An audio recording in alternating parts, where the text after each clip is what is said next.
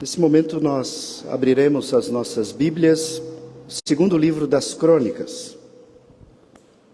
Segunda Crônicas, capítulo 7.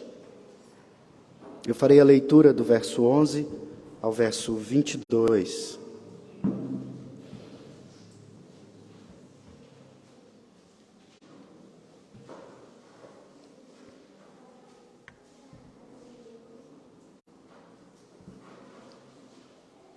A palavra do Senhor diz assim: Assim Salomão acabou a casa do Senhor e a casa do rei. Tudo quanto Salomão intentou fazer na casa do Senhor e na sua casa, prosperamente o efetuou. De noite apareceu o Senhor a Salomão e lhe disse: Ouvi a tua oração e escolhi para mim este lugar para a casa de sacrifício. Se eu cerrar os céus de modo que não haja chuva, ou se ordenar aos gafanhotos que consumam a terra, ou se enviar a peste entre o meu povo, se o meu povo, que se chama pelo meu nome, se humilhar e orar e me buscar, e se converter dos seus maus caminhos, então eu ouvirei dos céus, perdoarei os seus pecados e sararei a sua terra. Estarão abertos os meus olhos e atentos os meus ouvidos a oração que se fizer neste lugar. Porque escolhi e santifiquei esta casa, para que nela esteja o meu nome perpetuamente. Nela estarão fixos os meus olhos e o meu coração todos os dias. Quanto a ti, se andares diante de mim como andou Davi teu pai, e se fizeres segundo tudo o que te ordenei, e guardares os meus estatutos e os meus juízos, também confirmarei o trono do teu reino, segundo a aliança que fiz com Davi, teu pai, dizendo: não te faltará sucessor que domine em Israel. Porém, se vós vos desviardes e deixardes os meus estatutos e os meus mandamentos que vos prescrevi, e fordes e servirdes a outros deuses e os adorardes, então vos arrancarei da minha terra, que vos dei, e esta casa, que santifiquei ao meu nome, e lançarei longe da minha presença, e a tornarei em provérbio e montejo entre todos os povos. Desta casa agora tão exaltada, todo aquele que por ela passar, pasmará e dirá: por que procedeu o Senhor assim para com essa terra e esta casa? Responder-se-lhe-á: porque deixaram o Senhor, o Deus de seus pais, que os tirou da terra do Egito, e se apegaram a outros deuses, e os adoraram e os serviram. Por isso, trouxe sobre eles todo esse mal. Até aqui, leitura. Vamos pedir que o Senhor nos dê entendimento. Senhor, esta é a tua palavra.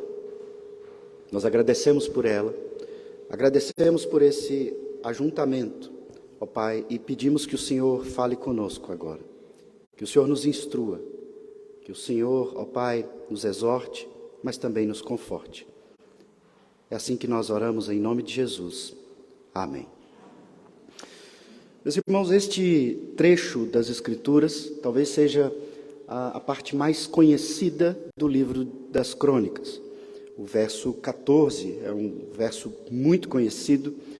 Nessa manhã eu enviei no grupo grupo da igreja, ali no WhatsApp, um coral cantando esse trecho, esse texto. E esse trecho ele é muito conhecido não pela beleza de sua composição somente ou algo do tipo. Ele é conhecido porque ele revela o cerne dos livros de crônicas. E de fato, ele é o cerne porque ele é um resumo da mensagem essencial do Antigo Testamento feito por crônicas. É o resumo de todo o Antigo Testamento. E esse resumo, por assim dizer, é exatamente se o povo de Deus guardar os estatutos, ele se compromete a estar presente no meio desse povo, atento, ouvindo as nossas orações e sarando a nossa terra. E, no entanto, essa é uma mensagem que nunca está separada em todo o Antigo Testamento da ameaça de que se esse povo se desviar dos caminhos, dos estatutos, da lei do Senhor, ele mesmo lança esse povo para longe da sua presença. E essa é uma mensagem que você encontra em todo o Antigo Testamento, mostrando o cumprimento da promessa do Senhor em estar presente no meio do seu povo.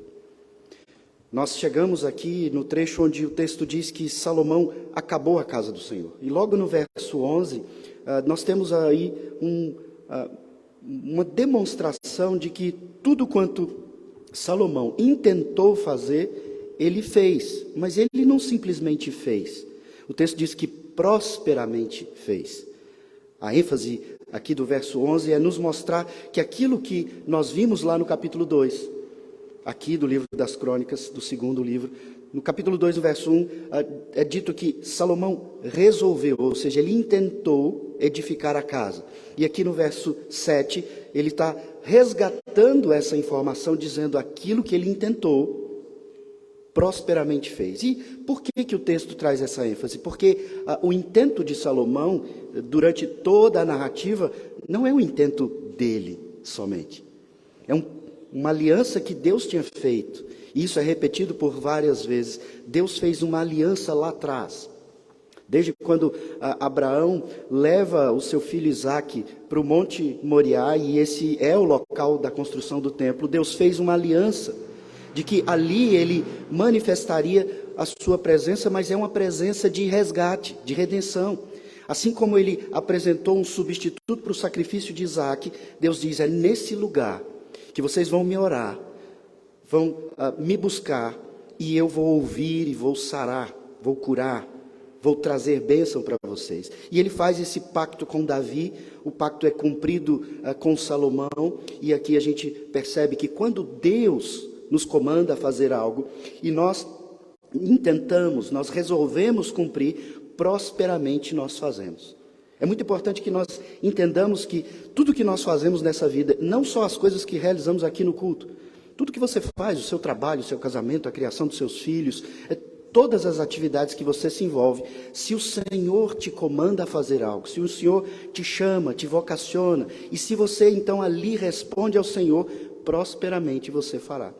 No entanto, quando você toma atitudes que estão distantes dos mandamentos do Senhor, dos estatutos, certamente não haverá prosperidade no seu trabalho, nos seus relacionamentos. Quando nós decidimos agir por nosso gosto, nossa vontade, longe da palavra, não haverá prosperidade nas nossas atividades. Deus abençoou e conduziu os intentos de Salomão, porque esse era o cumprimento da aliança que Deus mesmo tinha feito. E no verso 12, o Senhor então aparece, ele responde. Veja que a grande ênfase do texto anterior que nós observamos era repetido por várias vezes que o pedido de Salomão é: Senhor, ouça a nossa oração. Ouça a oração que eu faço, ouça a oração que se fará neste lugar, ouça a oração de todos que passarem por aqui e te clamarem. E aqui no verso 12, Deus diz, eu ouvi. E não só ele diz, eu ouvi e escolhi. Deus responde para Salomão que ele ouviu a oração feita por ele e ele já havia escolhido esse lugar. Ele escolhe o lugar que ele demonstra o seu propósito de perdoar e curar. Veja que interessante. Deus sabe que nós pecamos. Deus sabe que nós pecaremos no futuro.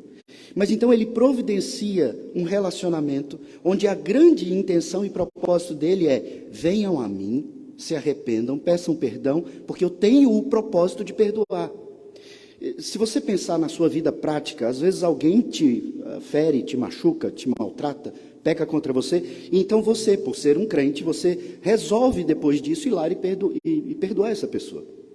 Mas outra coisa seria a sua reação, ou até o seu sentimento, se você já soubesse antes que aquela pessoa iria te prejudicar. Você sabe antes que aquela pessoa vai pecar contra você, vai te magoar, vai inventar uma fofoca, vai fazer maledicência com seu nome, e você, antes dela errar, você já tem a intenção de perdoar. Imagina, é assim que Deus age conosco. Ele sabe que nós vamos errar, e Ele então já prepara um lugar, um relacionamento, e Ele diz, eu tenho o propósito Eu escolhi esse lugar com este propósito. Propósito de vocês terem essa oportunidade de virem até mim, orar, me buscar, se arrepender, e eu então vou perdoar e curar vocês. Deus está mostrando que Ele escolheu um lugar onde Ele estará vigilante, e uma vigilância para estar com vocês. E então Ele diz, as coisas ruins que podem vir sobre vocês, eu sou o agente ativo dessas provações. Veja o verso 13. Ele não diz se por acaso acontecer algo, ele diz se eu fizer, se eu cerrar os céus, ou seja, quem é que envia chuvas? Nós vemos que as estações existem, elas são bem estabelecidas, nós sabemos quando aqui em Brasília para de chover e quando começa, volta a chover, e a gente então explica os movimentos do vento, as mudanças climáticas, mas em toda a Escritura Deus diz, sou eu que envio chuvas, e eu envio nas estações para mostrar para vocês que eu cumpro aquilo que eu estabeleci desde o início. E então ele diz, mas se eu mesmo fizer com que não chova, se eu interromper, cerrar os céus, interromper as chuvas, ou se eu ordenar que os gafanhotos consumam a terra, veja, os gafanhotos não têm vontade própria. Deus está aqui mostrando que Ele é o agente ativo das nossas provações. Nada foge do controle de Deus. São aqui sinais de maldição, e maldição vem quando nós viramos as costas para Deus. E Ele sabe que nós fazemos isso. E como então nós perceberíamos que estamos virando as costas para Deus, estamos nos distanciando? Ele pesa a mão sobre nós. Então Ele diz, se eu provar vocês, entendam, eu estou chamando vocês de volta. E é necessário que eu faça isso, porque eu sei que vocês vão errar. Eu sei que vocês vão se afastar. Irmãos, nesse período após o reinado de Salomão, nós sabemos que vem seu filho sem nenhuma sabedoria. Salomão é o homem mais sábio que as Escrituras nos descreve, mas seu filho é extremamente tolo, sem sabedoria, e por causa dessa sua tolice, o reino é dividido. Com um grande esforço e durante um longo período, o avô dele, pai de Salomão, o rei Davi, conseguiu ajuntar, fazer com que as tribos vivessem juntas debaixo de seu reino. Foi então um período de ajuntamento, de renovo para esse povo. Salomão então é aquele que Deus convoca, habilita a construir o templo onde acontece esse ajuntamento do povo, mas o filho de Salomão, com toda a sua estultice, faz com que esse povo se divida. E a maioria das tribos, 10 tribos e meia, por assim dizer, elas estão do lado errado. E digo errado porque logo depois desse período, já no período do filho de Salomão, esse povo começa a adorar imagens. Essas 10 tribos, que são chamadas de Israel, que tem a sua capital em Samaria, eles começam a adorar em vários centros de adoração bezerros de ouro. Deus sabia que esse povo se viraria, e Ele diz, é aqui que vocês vão buscar a mudança de comportamento, e eu vou perdoar vocês. Mas para que vocês entendam isso, eu vou pesar a mão sobre vocês. Eu vou cerrar os céus, eu vou enviar gafanhotos, eu vou enviar pestes. E esse texto, então, dessa maneira, está nos mostrando claramente aquilo que muitas vezes o mundo evangélico, o mundo gospel, insiste em não enxergar. Que Deus é a causa última de todas as coisas, mas Ele não é mau, porque Ele fecha o céu de maneira que não chova. Ele não é mau porque Ele mesmo envia gafanhotos. Ele não é mau quando Ele envia peste. Ele faz isso porque Ele está como um pai nos repreendendo, nos chamando. Porque quem mais teria controle sobre essas questões?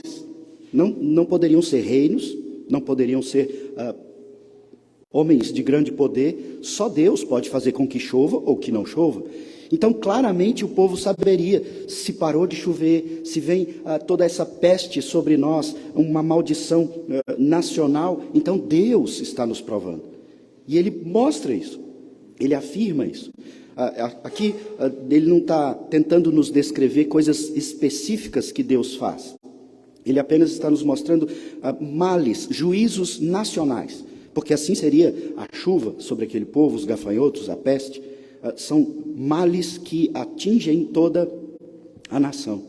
Então ele diz, se eu fizer isso, há algo que vocês podem fazer. E há algo que vocês devem fazer. Se vocês estão virando as costas para mim e eu peso a mão sobre vocês, vocês precisam fazer algo. E aqui no verso 14 nós chegamos no texto que nos mostra claramente o que Deus nos chama a fazer a fim de nos reavivar. Os movimentos de reforma, de avivamento em toda a história do povo de Deus envolviam exatamente o que está descrito no verso 14. Então, se você quer vivenciar um avivamento na sua vida, não existe outro meio.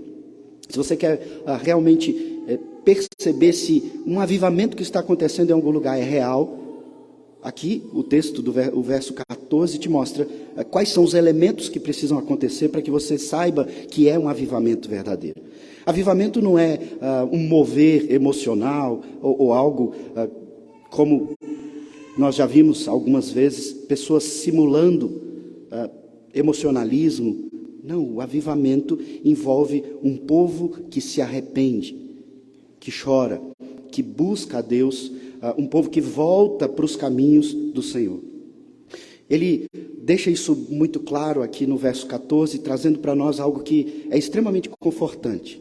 Da mesma forma como ele diz no verso 13, se eu cerrar os céus, ele diz no verso 14, se o meu povo, eu fecho os céus, eu trago a aprovação, mas eu tenho um povo que é meu.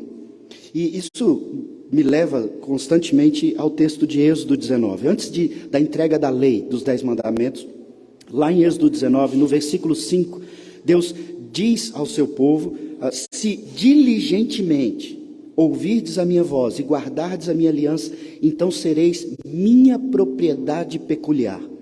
Essa palavra peculiar é particularmente minha, é um povo que me representa, é um povo que carrega o meu nome. Eles são meus de maneira muito íntima e específica. Se vocês ouvirem a minha voz, guardarem a minha aliança, vocês vão ser meus.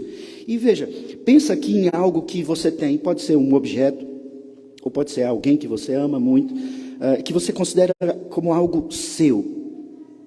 Algo que ninguém pode mexer, é seu, é exclusivamente seu. Ninguém pode ficar pegando, mexendo, sem que você permita. Deus está dizendo, esse é o meu povo. Um povo que eu escolhi dentre todos os povos. Ele diz lá em Êxodo 19, porque toda a terra é minha. Veja, ele está dizendo, tudo que há é meu. Mas dentro de tudo que há, que é meu, eu escolho um povo para ser meu de maneira íntima, meu de maneira particular, meu de maneira peculiar. E ele diz, se esse povo que é meu, que se reúne, que se chama, pelo meu nome. Eu procuro sempre falar isso aqui, quando nós estamos em culto. Às vezes, em oração, eu digo, Deus, nós somos o seu povo, e nós estamos reunidos em seu nome. Desde quando nós iniciamos essa série, observando a aliança da habitação, essa é uma ênfase que é dada no texto. É a casa em nome do Senhor. A casa que representa, que carrega o nome do Senhor. E essa casa, ela aponta para um povo que também representa esse nome. Um povo que se chama pelo nome de Deus. Esse meu povo, meu nome. Estão nos mostrando o elo pactual que Deus tem com um povo peculiar, porque toda a terra é dele, toda a casa é dele, toda a criação é dele, tudo que nós construímos, tudo que nós conhecemos é dele, mas ele tem um relacionamento especial, particular. E é isso que Salomão foi vocacionado, chamado para realizar com a construção desse templo, mostrar que Deus tem um povo para si, e esse povo que se chama pelo nome dele, que carrega o nome dele, se reúne para a glória dele. E a glória de Deus é exaltada quando esse povo então entende que estão se desviando dos seus caminhos, que estão se afastando do Senhor e então se voltam a buscar a Deus, a adorar, a seguir os seus caminhos, a orar. Esse povo que se chama pelo nome do Senhor traz aqui a ideia da presença de Deus, um povo que traz o nome, que invoca o nome. Quando nós nos reunimos em culto, é muito sério para todos nós, exatamente porque esse ajuntamento é representado por esse chamamento. É um povo que se chama pelo nome de Deus. Esse povo se reúne em nome dele. E esse povo não é qualquer povo, é o povo de Deus. São os crentes, os cristãos. Tudo isso nos aponta para o nome que nos ajunta, que nos dá sentido de ser, de nos reunir. Então ele diz, se esse povo que é meu, que se chama pelo meu nome, fizer esses elementos de um verdadeiro avivamento, se esse povo se humilhar. Veja, é muito importante que nós entendamos que Deus nos ama, mas Ele é um Deus altíssimo. E nós não podemos, de maneira nenhuma, nos relacionar com Deus de maneira arrogante. Ele não precisa de nós. E nós precisamos, então, sempre nos aproximar de Deus de maneira humilde. Nós precisamos nos humilhar, porque Ele é santíssimo e nós não. E Ele requer isso de nós. Ainda que nós tenhamos convicção do nosso perdão em Cristo, somos chamados santos, somos chamados justos, Ele diz, vocês precisam vir a mim com humildade. Vocês precisam se humilhar, porque a condição de vocês é de um povo caído. Eu tenho o objetivo de perdoar, de sarar, à medida que vocês tiverem a disposição de reconhecer que erram. E isso é muito importante porque muitas vezes nós fazemos oração de confissão de maneira muito genérica. Senhor, perdoe todos os meus pecados. Mas você não consegue pensar em nada que você fez de errado.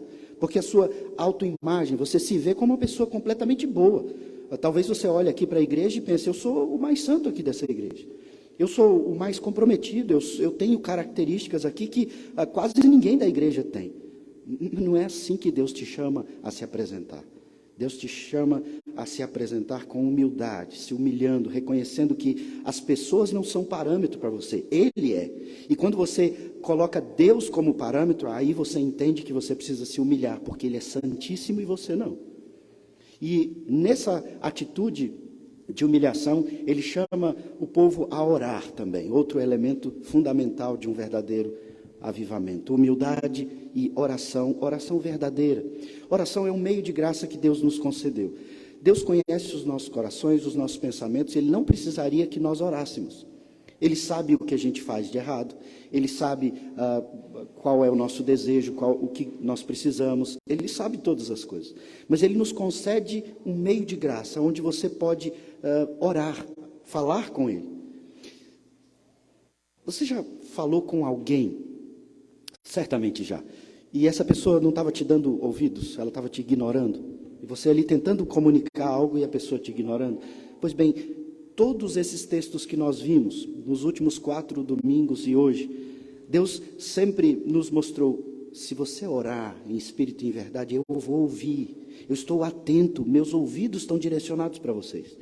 É como se nós imaginássemos aqui, para facilitar o nosso entendimento, quando nós nos reunimos nesse lugar para orar, para cultuar, é como se Deus se inclinasse com o ouvido, olhando para nós também, com olhos e ouvidos atentos, e Ele promete fazer isso. Então é um meio de graça onde Ele te dá a oportunidade de dizer tudo aquilo que Ele já sabe. E Ele faz isso não porque Ele quer te testar, não, é porque Ele nos conhece, Ele nos chama a desenvolver esse relacionamento. Veja que, para uma pessoa que não crê em Deus, essa é uma atitude louca, é insana. As pessoas, eles olham para nós e dizem, os crentes são loucos, eles fecham os olhos e ficam falando coisas para um ser que ninguém vê, que não tem prova de existência. Então eles olham para nós e eles não entendem. Mas o crente, ele tem a certeza de que quando ele fala em oração em nome de Jesus, Deus ouve. E muitas vezes você pede algumas coisas e parece que Ele não te responde, mas Ele ouve. Ele está respondendo de acordo com aquilo que é melhor para você, porque Deus sabe aquilo que é realmente bom para você, o momento correto para você, porque Ele está trabalhando na sua vida. Ele tem propósitos, inclusive, quando Ele demora a te responder, como nós dizemos. Ele não está demorando para responder. Ele apenas está tratando o nosso coração. E muitas vezes, quando nós pedimos algumas coisas, essas coisas são prejudiciais para nós. Mas Deus só concede aquilo que realmente será santificador e abençoador. Esse povo que se humilha e ora, deve fazer isso buscando ao Senhor. O texto fala, se o meu povo, que se chama pelo meu nome, se humilhar e orar e me buscar. E aqui a gente fica, como assim? Se eu já estou orando, se eu já estou me humilhando, eu já estou buscando. Buscar aqui nos traz a ideia de viver uma vida para a glória de Deus. Uma pessoa que busca a Deus. Você vai até Deus. Então, a sua leitura bíblica durante a semana, isso é uma forma de buscar a Deus. Quando você evita pronunciar palavras torpes, quando você evita conscientemente mentir, você já está buscando a Deus. Você está se voltando para uma vida diante da face de Deus. Você entende que Ele está presente com você. Então você busca a Ele. Você vive de acordo com o que Ele diz, com o que Ele te chama. E ele fala também, além de buscar, você se converter. Aqui é mudança de vida, mudança de comportamento, mudança de prática, de direção, mudança de sentimento, de pensamento. O grande propósito de um aconselhamento bíblico, diferente de qualquer outra terapia ou tratamento que você possa fazer para resolver questões emocionais, comportamentais, está aqui. Quando você é crente e tem uma situação, um problema, algo na sua vida, nós procuramos trazer textos bíblicos, palavra do Senhor, que vão de encontro àquilo que você está vivendo. E a ideia é te trazer a consciência de algo que pode estar errado, de acordo com a palavra, então te convidar a mudar de atitude, mudar de comportamento. Aquele que mentia, não minta mais, aquele que roubava, não roube mais. É mudar de direção, converter. Você está indo numa direção, então você converte e volta para a direção correta, para aquilo que a palavra de Deus nos convoca. Então, nós precisamos buscar a Deus dessa forma, nos humilhando em oração, buscando verdadeiramente e mudando aquilo que precisa ser mudado. Na caminhada cristã de igreja, muitas vezes nós encontramos pessoas que são crentes há muitos anos, mas a gente não vê amadurecimento, não vê crescimento. É como se estivesse estagnado, parado no progresso da vida de santificação. E o progresso acontece quando nós nos convertemos. E não estou falando da conversão lá, da sua conversão inicial, quando você foi batizado.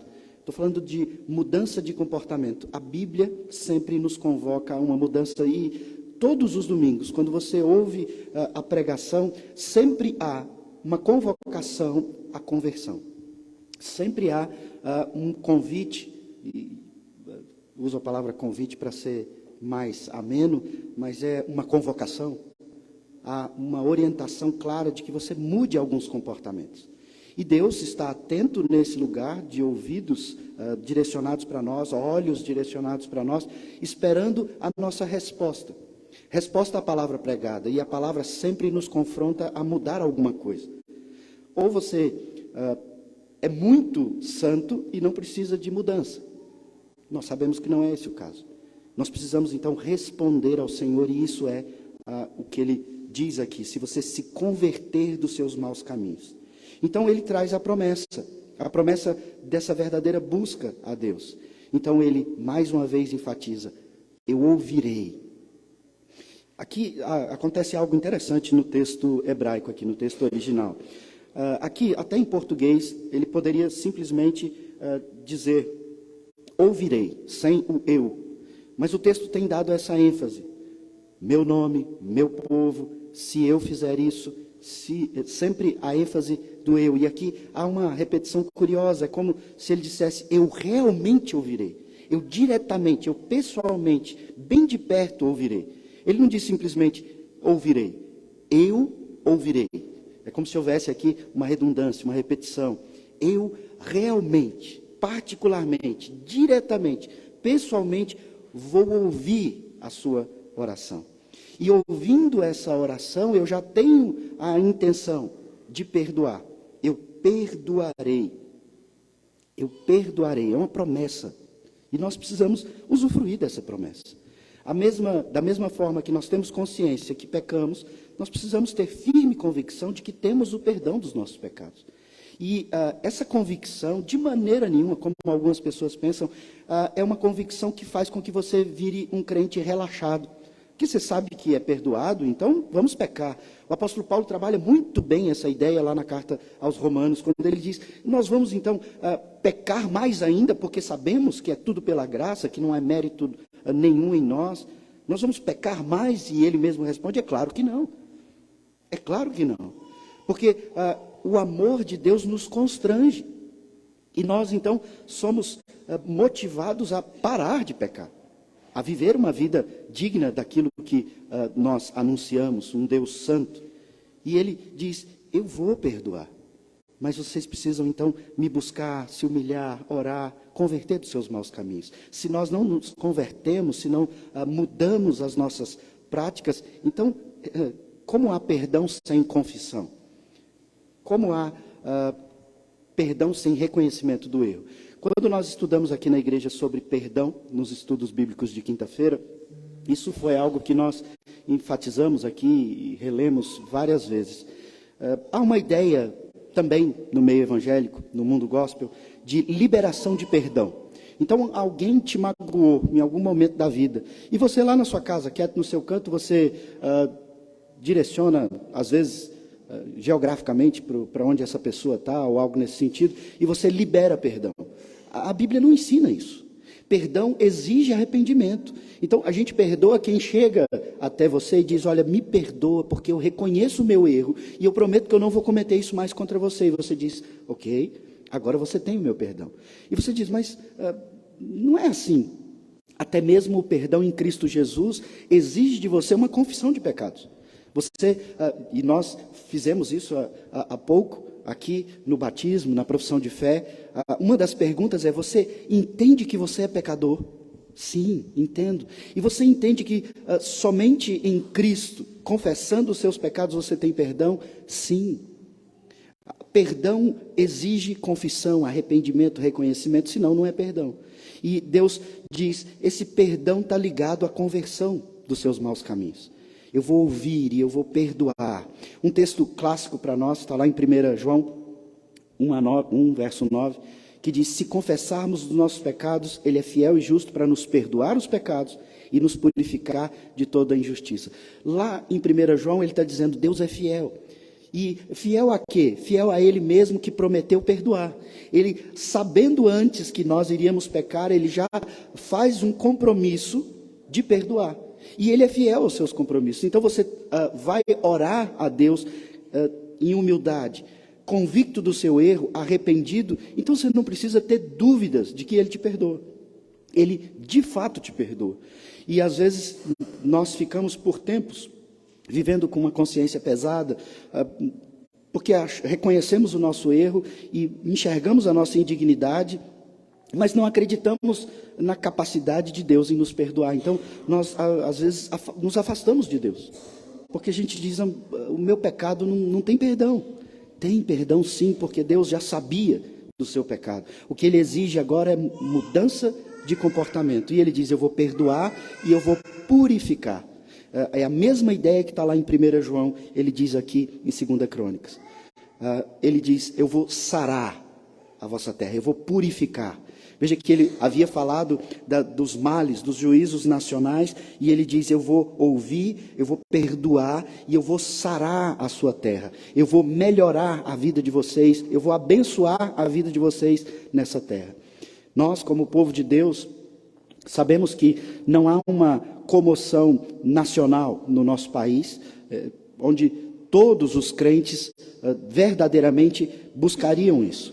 Mas a promessa de Deus aqui é, se vocês estão vivendo um mal nacional, um juízo nacional muito grande, se o meu povo, ou seja, aqueles que estão espalhados em todo o país, se eles realmente se humilharem, orarem, me buscarem e se converterem dos seus maus caminhos, então eu vou ouvir, eu vou perdoar e eu vou sarar essa terra. Como seria interessante vivenciar isso no nosso país. ele ainda faz mais promessas aqui. Verso 15 e 16, ele mostra que os olhos e os ouvidos dele estão sempre aqui conosco. Ele diz: estão abertos os meus olhos e atentos os meus ouvidos à oração que se fizer nesse lugar. Ele está reafirmando o compromisso de ouvir. E ele diz no verso 16: porque eu mesmo escolhi. Foi eu que escolhi esse lugar com esse propósito. Então percebe que mais uma vez nós vemos aqui a ênfase de que não existe essa ideia de crente que não vai no culto, porque Deus habita no coração dele e ele fica na casa dele. Um crente desigrejado. Deus está dizendo: não, eu escolhi um lugar, eu escolhi um dia e eu convoco o meu povo a se relacionar comigo dessa forma. Percebe por que eu sou tão insistente nesse assunto da sua presença de maneira assídua, todas as semanas, no culto de manhã e no culto à noite, todo domingo. E é realmente uma preocupação do meu coração, porque numa igreja de 100 membros nós realizamos cultos como hoje. Não tem 100 pessoas aqui, nem perto disso. Talvez nem a metade de 100 pessoas. Então algo de errado está acontecendo com esse povo, com esse entendimento. Deus escolhe um dia, Deus escolhe um povo, Deus escolhe um lugar, e esse povo faz uma promessa de que se ajuntará nesse lugar para buscar ao Senhor. Mas eles não vêm. Então Deus não abençoa. Então Deus não perdoa. Deus não sara a terra, ou seja, não sara, vamos pensar no contexto de igreja local. Deus não faz com que a igreja prospere, porque o povo não busca, o povo não se humilha, o povo não ora, o povo não me busca, e o povo não muda de comportamento, não se converte dos seus maus caminhos. E aí você me ouve falando isso e pensa: mas eu estou aqui. Sim, Ele há de te abençoar particularmente, mas nós estamos falando do todo, do coletivo, porque nós somos um povo e não um indivíduo. Nós precisamos dessa relação, e eu sempre falo sobre isso para você que está sempre aqui, para que você se motive a procurar a pessoa que quase nunca está aqui, para que nós estejamos resgatando aqueles que estão desgarrados. A promessa de restauração aqui é apoiada por essa promessa de presença de Deus no templo. Ele diz: meus olhos, meus ouvidos, e olha o que ele diz: o meu nome e até o meu coração. Veja que interessante, essa expressão meu coração estará com vocês.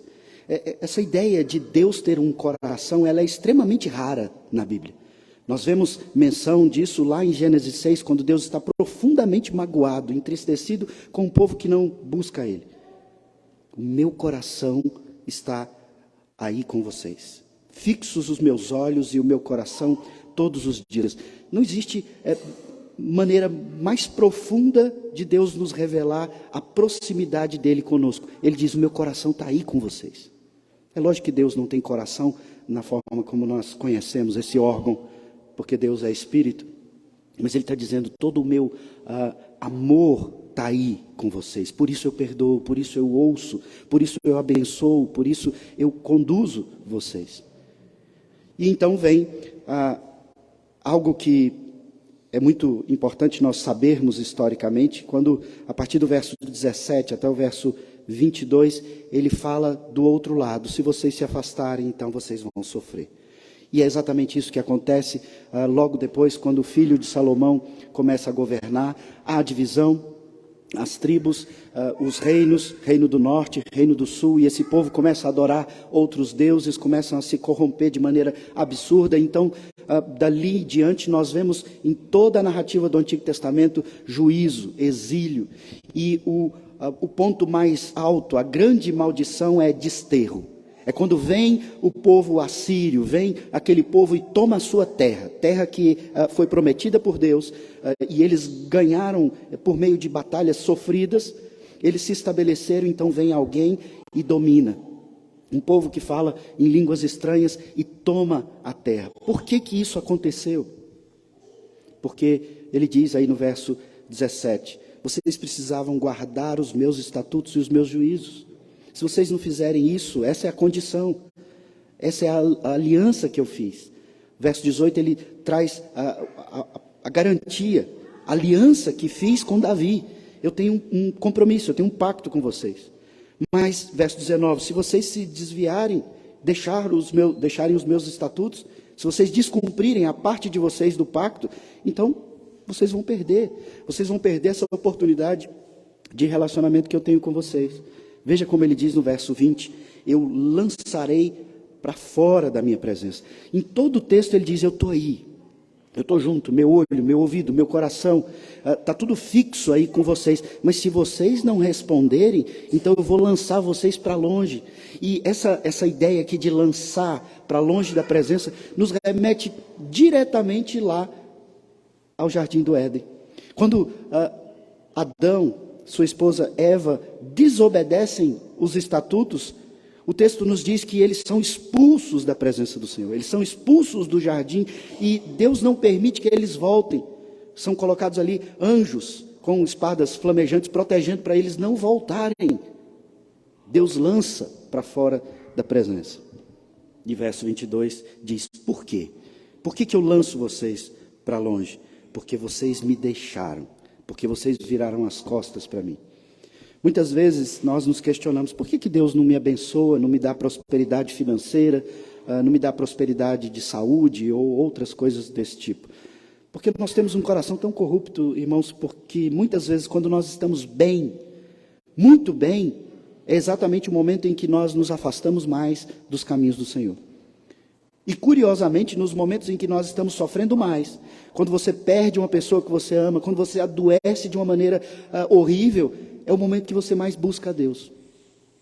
Mas Deus nos dá consciência dizendo, me busque em todo o tempo. Eu vou ouvir, eu vou abençoar. Só que Ele nos dá a bênção, e nós amamos tanto as bênçãos, que nós nos viramos contra Ele. Pessoas que enriquecem e têm grande prosperidade de saúde, de finanças, costumam se afastar. Elas já não oram com tanta intensidade. Elas não se humilham porque têm uma vida de sucesso. E Deus diz, isso não é nada.